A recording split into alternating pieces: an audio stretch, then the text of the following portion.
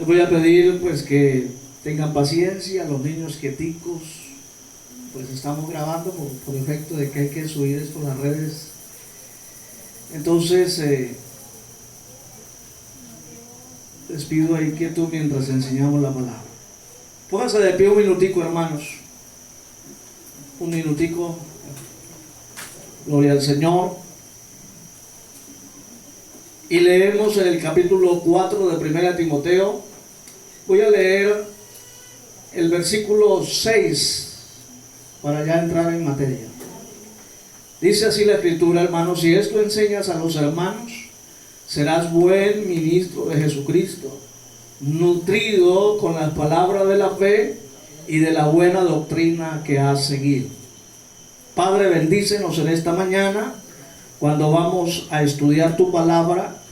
Te pedimos, Señor, que seas tú tomando el control de nuestras vidas y que seamos, Señor, en esta mañana bendecidos por tu palabra, Señor. Te lo pedimos en el nombre de Jesús y te damos a ti las gracias. Amén, Señor. Amén. Tomen asiento, hermanos. Aleluya. Bien, como les decía, estudiábamos precisamente lo que era la nutrición y encontrábamos la diferencia en que una cosa es alimentarse y otra cosa es nutrirse. Simplemente rápidamente para ponerlos en contexto, para los que no estuvieron hace 15 días, alimentación se define todo lo que usted y yo consumimos, todo el alimento que consumimos. Pero la nutrición es precisamente consumir aquellos alimentos que traen nutrientes a nuestro cuerpo. Es decir, que no todo lo que consumimos o lo que comemos nutre nuestro cuerpo. De ahí la necesidad de la dieta.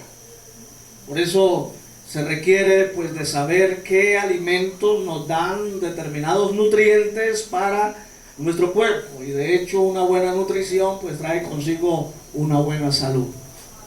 Entonces no es nutrición que comamos todo, es decir, podemos confundir eso, que nos estamos nutriendo cuando comemos de todo, pero resulta que no.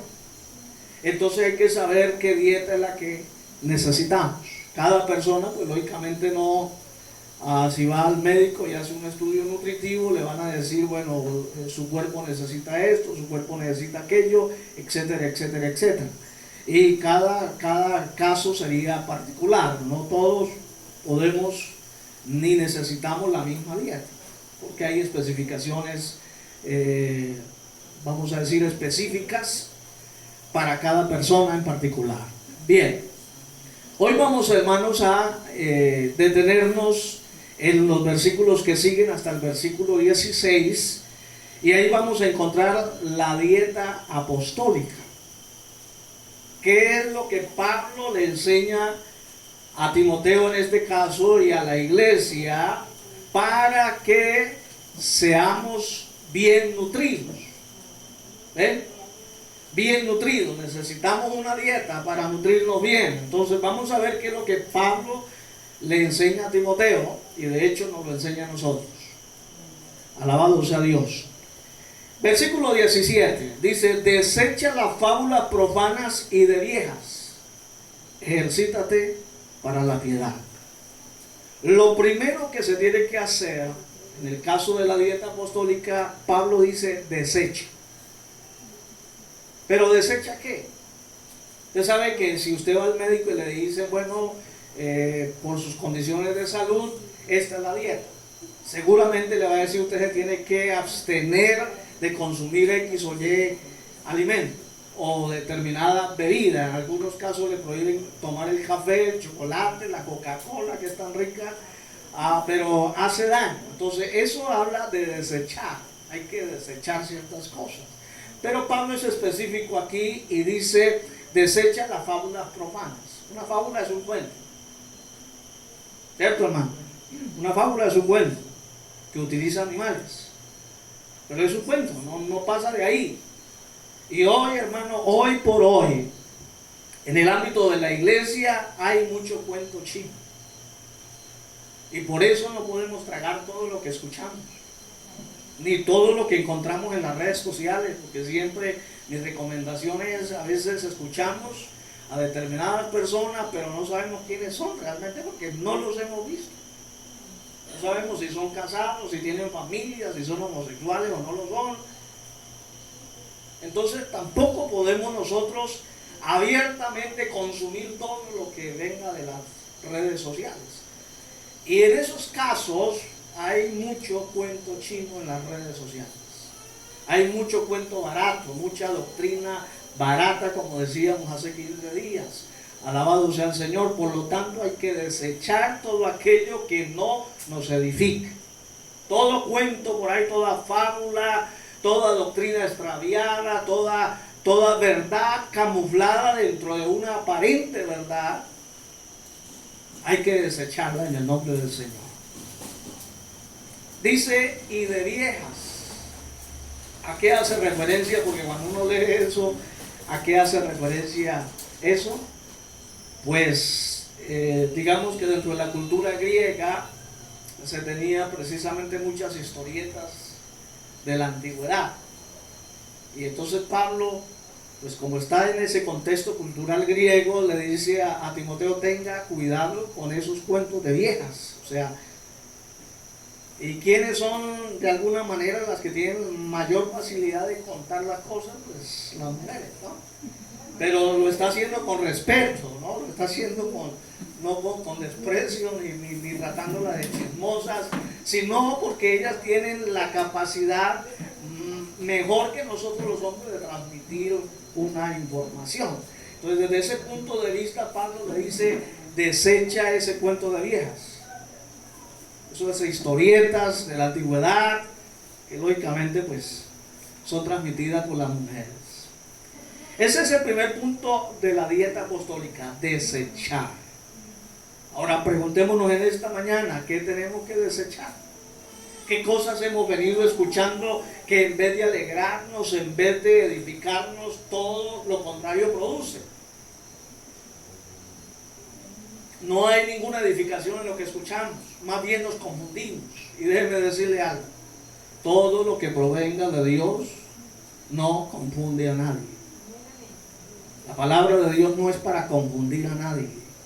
Si usted se siente confundido por lo que X o Y está diciendo, póngale un signo de interrogación. Porque lo que proviene de Dios nunca viene para confundir a nadie, ni para destruir a nadie, ni para acabar iglesias, ni para acabar matrimonio. Todo lo que proviene de la palabra y de Dios viene para edificación. Entonces, ¿qué tenemos que desechar? Preguntemos. Avanzamos. Luego dice ahí en el versículo 7, ejercítate para la piedad. Alabado sea Dios. Más adelante ahí en el versículo 8 dice, porque el ejercicio corporal para poco es provechoso, pero la piedad para todo aprovecha. Pues tiene promesa de esta vida presente y de la venidera. Entonces, para una buena dieta y una buena nutrición, necesariamente se necesita el ejercicio. Físicamente hablando, si usted va al médico, seguramente el médico le va a recomendar y nos lo recomienda a todos que hagamos ejercicio. Ahora preguntémonos en esta mañana, ¿cuántos hacemos ejercicio?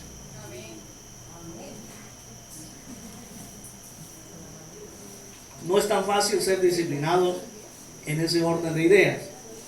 Pero Pablo no está hablando aquí de ese ejercicio físico. Escuche bien, porque he oído algunos predicadores que dicen que el ejercicio no aprovecha para nada. Pablo no está diciendo eso. Dice, porque el ejercicio corporal, ese ejercicio físico que usted y yo hacemos, para poco aprovecha. Y hay que mirar el contexto en de lo que está hablando Pablo. Pablo está hablando de lo espiritual. Es decir, el ejercicio físico es bueno para lo físico, para la salud física. Para lo espiritual poco aprovecha. Pero entonces dentro de la dieta nos manda a hacer el ejercicio para la piedad. Así como algunos son disciplinados en hacer ejercicio para mantener un cuerpo atlético, sobre todo los jóvenes que quieren mostrar esa barriga de chocolate, y esos músculos y esos bíceps y bueno, etcétera, etcétera, y a veces las mujeres también sufren de esa vanidad corporal, alabado sea Dios, pues así debiéramos ser en lo espiritual. Amén, hermanos. Entonces tenemos que ejercitarnos para la piedad. Y la piedad tiene que ver con toda esa dinámica de nuestra vida cristiana. ¿Sí? Para que lo entendamos así sencillamente. La piedad tiene que ver con la dinámica de nuestra vida cristiana. De nuestra fe, de lo que creemos, de lo que hacemos, de nuestra conducta, de nuestra parte religiosa. Alabado sea el Señor. Ahora, dentro de esto tenemos que decir algo, hermano, porque la piedad nos lleva precisamente a esos ejercicios espirituales que nos van a nutrir de manera espiritual. La pregunta es, dentro de ese ejercicio para la piedad, ¿cuánto tiempo le dedicamos a leer las Escrituras? ¿Cuánto tiempo sacamos en el día, en la semana, para estudiar la palabra? Todos sabemos que este es el alimento, este es el maná del cielo. Pero ¿cuánto tiempo nosotros sacamos para sentarnos a la mesa y comer del maná del cielo? Preguntémonos eso. ¿Cuánto tiempo le dedicamos a la oración, a la meditación, a estar a solas con Dios? ¿Cuánto tiempo sacamos para hacer un ejercicio que hoy no quieren estar negando, pero que es el ayuno? El ayuno es muy importante en la vida cristiana. Más allá de todos los propósitos que querramos darle al ayuno, yo encuentro uno muy particular, y es que el ayuno nos enseña a desarrollar el dominio propio. Usted quiere desarrollar dominio propio, ayune, porque con el ayuno usted le está diciendo: este cuerpo no va a comer hoy, al menos por un espacio de ciertas horas no va a comer, y rompemos con esa cotidianidad de lo normal, ¿no? De las 3 comidas que tenemos al día. Entonces, más allá de otros propósitos que tiene el ayuno, lógicamente, uno en particular es eso: nos ayuda a desarrollar dominio propio, que sí lo necesitamos, hermano. Porque el dominio propio nos va a llevar a decir no a la tentación. Cuando el diablo nos tiente, vamos a tener dominio propio y vamos a decir no, y salimos corriendo. ¿Ve? Que esto me afecta, que esto me contamina, no, entonces no. Entonces, quiere decir que el dominio propio nos enseña a decir no cuantas veces sea necesario. Amén, hermanos. Amén. Bueno, ejercítate para la piedad. Si algo nos debe preocupar en nuestra dieta espiritual, es mantener nuestro ejercicio para que nuestra vida espiritual esté vigorosa y fuerte. Preocupémonos por eso, hermanos. Seamos disciplinados. Nos cuesta, vuelvo y digo, como cultura latinoamericana, nos cuesta ser disciplinados. Pero hay que hacerlo. No podemos dejar de hacer lo que sabemos que tenemos que hacer. Bien. En el verso 10 dice que por esto mismo trabajamos y sufrimos oprobios, porque esperamos en el Dios viviente, que es el Salvador de todos los hombres, mayormente de los que creen. Mire que Pablo en esta dieta incluye por un lado trabajo y por otro lado sufrimiento. Nada se consigue de manera fácil y gratuita. Por eso esta realidad a veces raya con lo que uno escucha en muchas ocasiones y en muchos lugares, hablando de la fe, de que hay que tener fe, de que hay que creer, y nos lleva a actuar a veces sin el contexto real de las cosas. Todo lo que usted y yo tenemos, de alguna manera lo hemos recibido por la gracia de Dios, pero ha sido producto de su esfuerzo y en otros casos de mucho sufrimiento. Nada nos han regalado, nada nos lo han dado. No es como muchos dicen, si usted quiere un carro, entonces salga con una manguerita todos los días y hace que lava el carro, porque eso es tener fe. No, eso es que se le corrió un tornillo y entonces el vecino lo ve que todos los días usted saca una manguera a lavar supuestamente el carro y entonces el vecino dice se le corrió la teja al vecino. Sí, eso no es fe, hermano. Y entonces otros son más elocuentes y dicen simplemente créalo, decrételo, ya, está hecho. ¿A algunos les ha funcionado eso? Usted ha dicho yo quiero el juego de cama nuevo, y ya lo declaro, ya está ahí. Y entonces usted llegó en la noche en la casa y encontró un juego de cama nuevo. No, mi hermano, ese cuento chino no lo comemos. Eso es cuento chino. Eso no funciona así. Si bien es cierto, yo debo creer, y claro, yo debo confesar la palabra, pero yo debo trabajar para ello. No es que Dios es una especie, y perdónenme la comparación que voy a hacer, pero con todo el respeto lo hago para con Dios. Dios no es una especie de vaca gigante que cuando yo quiero voy la ordeño y le saco la leche que quiero. No es que Dios está en la obligación de cuanto capricho a usted y a mí se me antoja, entonces Él simplemente es nuestro mandadero. ¿No? ¿Quién dijo eso, hermano?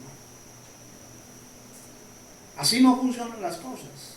Y claro, a esta gente a veces cuentan tantas cosas y tantas experiencias que lo hacen como tan verídico que nos vemos tentados a hacer lo mismo. Pero puede que a uno o dos le funcionen, pero al resto no. Claro, hermano, para quien quiere un carro y tiene 200 millones de pesos en el banco, pues va y se compra el carro que se le da la gana de comprar. Y luego sale a decir que esa es la superfe. No, mi hermano querido. ¿Sabe cómo funciona en términos económicos la fe? Que cuando usted y yo no tenemos un solo peso, podamos confiar que Dios provee. Fe no es tener, es decir, yo creo que Dios me suple cuando yo sé que tengo en el banco una gruesa cantidad de dinero. Eso no es fe. Entonces, ¿qué dice aquí? Que para una buena dieta apostólica hace parte el trabajo y el sufrimiento. Las cosas no se consiguen fáciles. Y los jóvenes que están aquí, la vida no es fácil. Como usted ha estado bajo la tutela de papá y mamá, simplemente es pedir, entonces cree que la vida es así. Solo pedir y ya se hicieron las cosas. No, ya llegará un momento en su vida donde usted tiene que independizarse de la casa de papá y mamá y saber lo que es la vida realmente. Y ahí es donde usted va a entender muchas cosas de la vida. Entonces, dentro de la dieta apostólica, el Señor Pablo nos aconseja que tenemos que ser personas trabajadoras y que ese trabajo nos va a llevar a sufrir en algún momento. Y hablándolo dentro de la vida cristiana no es fácil. Se tiene que sufrir en muchas cosas, en muchos aspectos, pero que hace parte de ese desarrollo de nuestra salud espiritual. ¿Cuánto damos gloria a Dios, hermano? Amén. Nadie llega a ser un buen cristiano de la noche a la mañana. Ni nadie llega a ser un cristiano maduro de la noche a la mañana. Eso ha sido todo un proceso. Todo un proceso. Y en ese proceso, indiscutiblemente, está el trabajo por un lado y está el sufrimiento por el otro lado. Esto es de esforzarnos.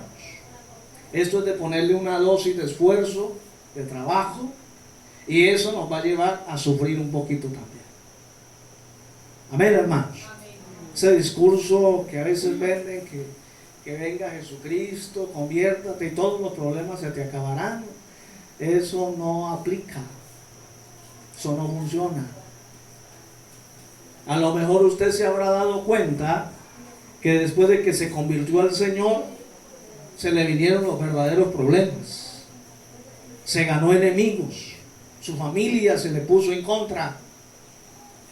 Alabado sea el Señor. Comenzaron a sentir la burla de su fe, de lo que usted creía o de lo que usted cree.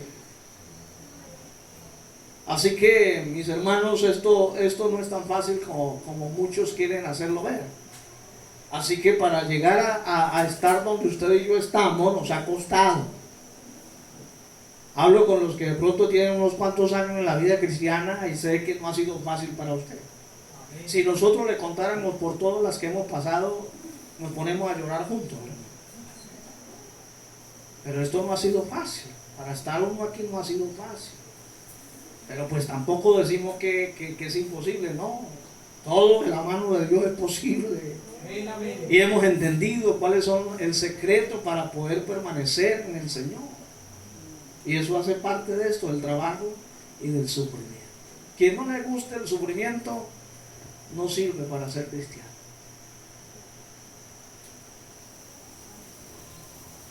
¿Pueden decir amén? Amén. Sí, es así, hermano. A veces pensamos que la vida cristiana es color de rosa.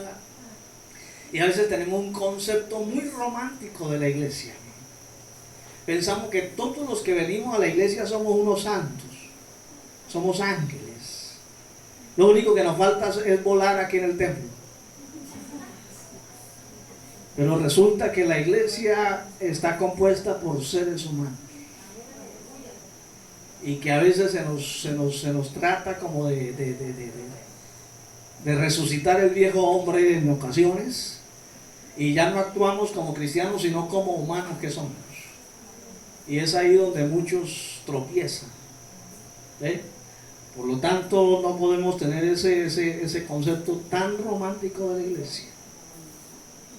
Tampoco dejarnos llevar por el otro extremo y decir es que todos en la iglesia son una parranda de chimón.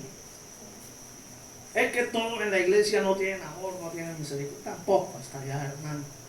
Porque si bien es cierto, algunos han manchado el testimonio de la iglesia, otros procuramos mantenerlo en alto, con la ayuda del Señor. Esa es una realidad. ¿Qué más sigue aconsejándole Pablo a Timoteo? El versículo 12 dice, 11 dice, esto manda y enseña. Es decir, esto aconséjale a la iglesia. No habla de dar una orden, escúcheme bien, hermano. Y aquí fallan muchos pastores, que a veces los pastores creen que son el papá de los hermanos y que los pueden obligar a hacer las cosas que ellos pretenden que hagan. No. Aquí nosotros estamos para aconsejar.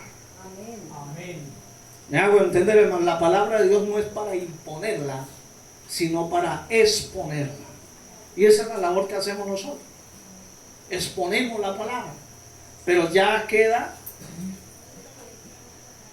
vamos a decir, en el criterio del hermano si lo pone en práctica o no.